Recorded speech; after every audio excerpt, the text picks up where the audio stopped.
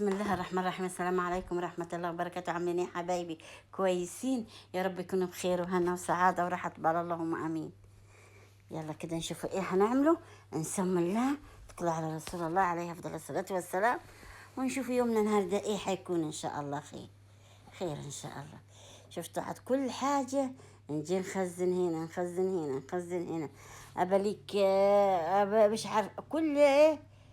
خلي ايه نشوف في الجردل ده تقيل، عرفتها. يلا خلينا ننزله.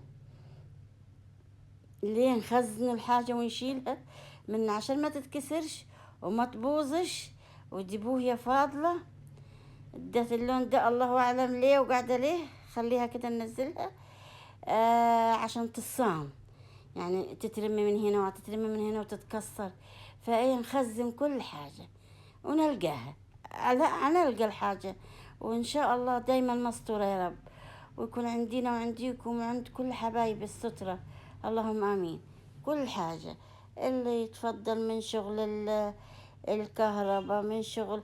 ليه ما نرجحش؟ ليه ما نرجحش؟ لا، حيكون هنرجح حاجة بسيطة، فبعد كده تحتاجيها، حيكون غالية وفيش حاجة هتخسر.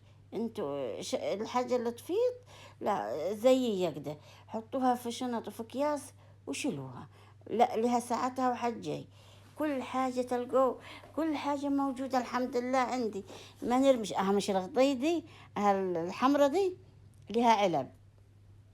اه ونخليها مفتوحة، نخليها مفتوحة تتعبى تراب ويجيها تراب بدل ما تعمل لها ريحة.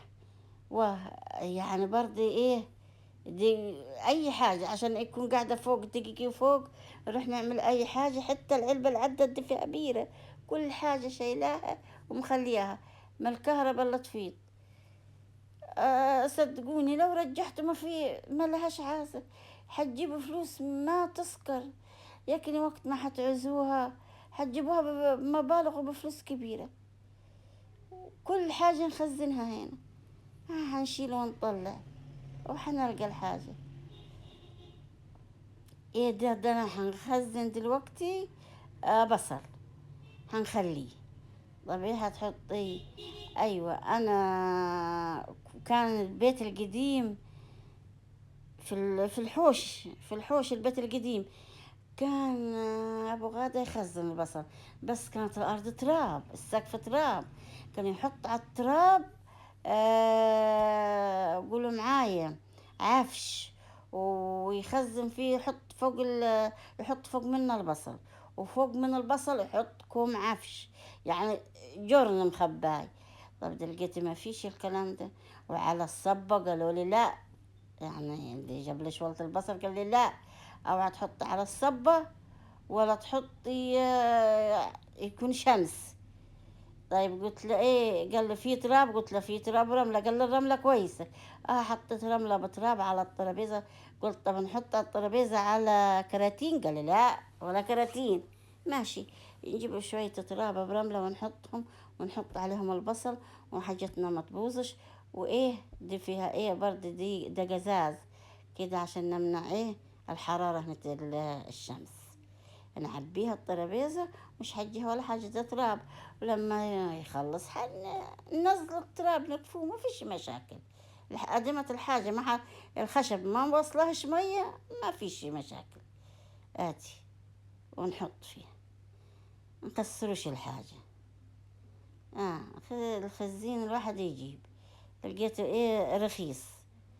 زي حبيبتي اللي في المنيا عتقول البصل عندنا رخيص. طب المنيا، منيا القمح، منيا الخير، منيا الذهب، المنيا السعادة كلها. طب كل حاجة فيها إن شاء الله دايما نكون الخير كل عند حبايبي في بلاد الدنيا كلها، اللهم آمين. وهذا بصوا، يعني مش هنحط لحسة، لا هنحط كتير. اه كده زي الفل. وحنصربه صغيرة خالص خالص، نعزلها. ولو وحدة فيها وقت ما يتقلع، طبعا هيتقلع بالطواري. وحدة طورية جت خدشتها، لا طبعا نطلعها عشان ما تضربش وتدعك الباقي. فحتشوفوا مع بعضنا وحنعملوا ايه. ولو حنحط برضه وسطيه القش بتاعه. بصوا، ربنا يشدنا ويقوينا يا جماعة. والله ما سهلة. قالها ولا حطها ولا. يلا الحمد لله، ربنا يشدنا ويقوينا يا رب. هنميلها ونميلها ونفضيها، ونلقاها هنقعمز على الأرض، والأرض ساقعة طبعا، عشان صبه وتراب. لا ساقعة، حنصرب. وشوية العفشاية هنيتا اللي فوق البصلاية طبعا هتكون فيها من فوق دي ناشفة. لما ترموهاش، خلوها تحطوها في جنابة وفوق مني، ولغاية ما تنزل تحت. ايه، حماية لي برضي، ما فيش مشاكل. بس مش حنغطيه. طبعا ايه ليه انا سألت؟ انا عشان كنت لما بدري نخزنه، كنا نخزنه على سقف جريد طينة. طينة يعني. ف وفجرنا يعني عفش. فبرضي انا نسأل الواحد، لا، ولا الوحدة اللي هي تعرف في الحاجة دي، عشان ما نخسرش نفسي ونقاوح ونقول كنا كذا. تلقى الدنيا تغيرت، والمناخ تغير، كل حاجة، والزراعة تغيرت. هيكون دلوقتي توقيتات غير توقيتات بدري، كل شيء تغير. فلا نشاوروا يا جماعة. أنا اتصلت وقالوا لي لا، حط كذا كذا. ماشي، نمشي. نطلع الصغيرة برضه حنستفاد منيها، نحطها في الشوربة. آه غير كده، خلليه، نخلله بصل. يعني ما نرمش حاجة، بس ايه الصغيرة خالص. تمام. وعلى فكرة جاية فيها آه طينة، طينة من الزرع، طينة سودة. لا الطير ده بصوا متلهف عليها. طبعا الطينة دي يعني الطير ده يحب الطينة، بس هي ناشفة، مش هياكلها طينة لينة، لا، ناشفة. يبطلش في الرملة في الطين، ما يبطلش. الطير إذا ما تفتح عليه مش هيبطل. بس بصرة حلوة، بسم الله ما شاء الله عليها. لا، يا ماما يا ماما، شو ماما تراب نجيب لك فرشة؟ قلت لها بصي، ولا فرشة يا ماما ولا فرشاشة يا حبيبتي. حننزل ناخد دش وحنغير الهدوم بعد ما نخلص مصالحنا. اللي هيشتغل ده ما يبطلش، يعني هينسى نفسه بعدين ايه. الواحد ياخد دش ويفوق ويغير. وهشغلها مصر، نطلع في الصغيرة ونطلع في اللي مضروبة في نصها، واللي مقطوعة راسها وشغالة. بصوا اللمة بالعفش بتاع اللي هيفردة. انتوا عارفين في الفرة يعني الواحد يمشي بالراحة. غادة تكبس كبس كده دخل فايتة على طول. خلي الحمام يقوم اللي في الأرض كلها يحط علي. يلا الحمد لله. هذا سويناهم طبعا بالوحدة. اه تمام، كده زي الفل. اللي تلقون حنشيلهن، دول اللي يكون سطحن ايه الطورية. احنا بلدنا نقول الطورية، في بلاد يقولوا الفاس، في بلاد يقولوا عليها لها اسم تاني. كل بلد لها اسم في الطورية. احنا كبلدنا هنا نقول عليها طورية. في ناس تقول عليها فاس، كل بلد لها اسم فيها. بس بصرة حلوة، بسم الله ما شاء الله. فيها خليط من احمر من ابيض، بس الاحمر ده قليل خالص، ما يجيش 2 3 كيلو، والله ما تجي 2 كيلو حتى، قليل خالص. كده كده انا نحب البصل الابيض، نحب قوة في الاكل، لكن الاحمر حق مسخر حد عيل يجيب لي. اللي خدت عندك انتي ونخرطل الطير البايظة، بس فيهاش بايظة اللي قلت لكم، يعني في الطورية. شوفوا حنلقطهم، شوفوا يقل الحمام يبطلش فيه نخير والفروج، لأن ناخدهم دول حاملين كل حاجة الكويسة في التربة، فجاي من زرع. هنحطه وين؟ بصوا، غير أرضنا، شوف السودة ازاي، غير الأرض اللي في التراب اللي أنا فيه. بصوا، هناخدهم نحطهم في زرعة الطماطم، تدي مصبخة وفيها ملح وفيها سماد، كذا نوع سماد عيتحط للزرع. اهو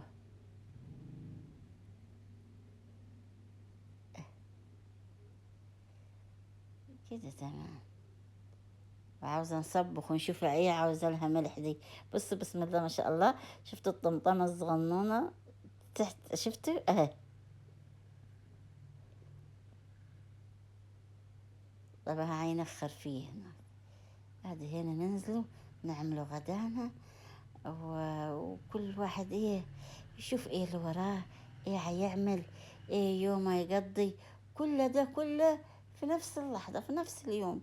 مش نعمل حاجة. ماشي، مش تقولوا يعني دي قادرة، دي كبيرة في السن، دي كذا لا. ربنا يشدنا ويقوينا، ما نعملوش نجمع لنفسنا مبررات. لا، الوحدة تقوم تشوف ايه اللي وراها، بالعكس هي حتشد وتبقى أحسن للأحسن. عاملين لوبيا وعاملين مكرونة، وجوا تفضلوا معانا وتنوروني وتشرفوني. يا أحلى أخواتي، يا أحلى بنات، يا أحلى شيف الدنيا، الله يسعدكم ويهنيكم. طبعا أنا نقعتها، بعد ما نقعتها سلقتها.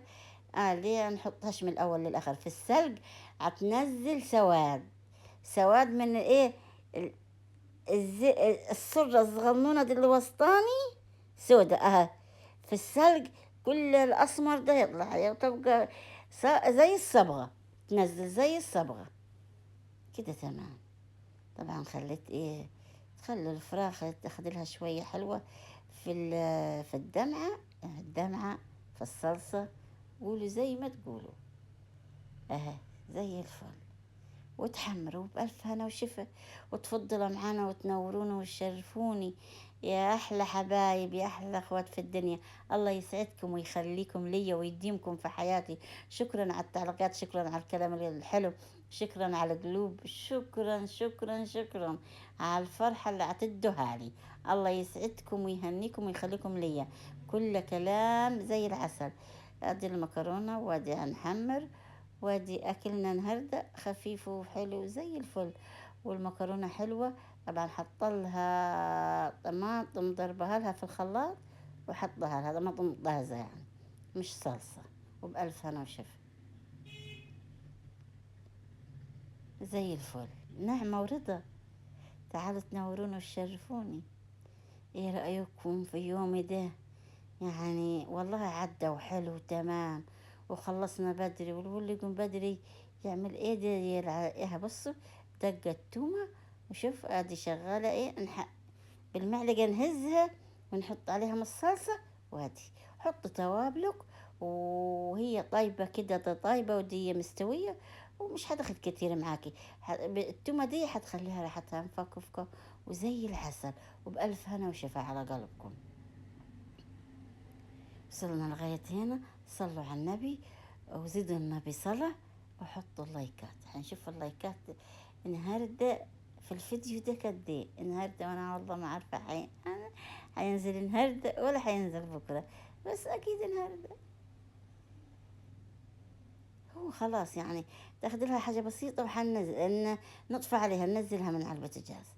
اصلا هي يعني مستوية،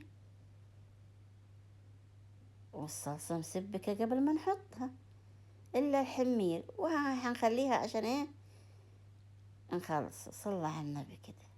ادي حبايب، خلصنا، غسلنا مواعيننا، وغسلت البوتاجاز، والحمد لله ورضا. كده بعد كده انت تدخل الحمام وتغيري، وتطلع زي الفل، شمعة منورة، يا ست الكل وتمام، نفسيتك مرتاحة.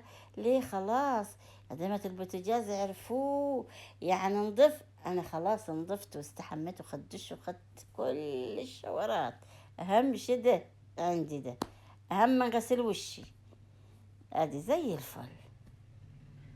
صلى على النبي، مع ألف سلامة، أحلى حبايب في الدنيا، الله يسعدكم ويخليكم يا رب.